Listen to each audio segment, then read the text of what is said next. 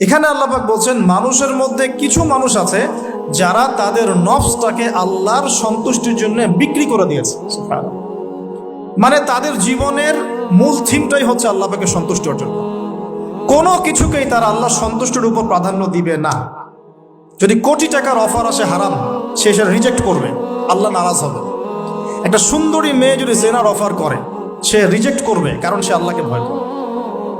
সে আল্লাহ পাকের জমিনের উপরে গায়রুল্লাহ বা কুফফারদের তাগুতদের কোনো লজ ইমপ্লিমেন্ট করতে পারবে না, কারণ সে আল্লাহকে ভয় করে। সে ইকোনমিক লাইফে হালাল হারামের পরোয়া করে চলবে, কারণ সে আল্লাহকে ভয় করে। সে তার পরিবারে পর্দা এস্টাবলিশ করবে, বিকজ সে আল্লাহকে ভয় করে। মানে আল্লাহ পাকের সন্তুষ্টির জন্য নিজের নফসটাকে, জান মাল সবকিছুকে বিলিয়ে দিয়েছে। এই মানুষগুলোর সম্পর্কে আল্লাহ বলছেন ওয়াল্লাহু রাউফুম বিল ইবাদ। এই মানুষগুলোর প্রতি আল্লাহ পাক রাউফ হবেন, কোমল নরম সফট হয়ে যান। সুবহানাল্লাহ।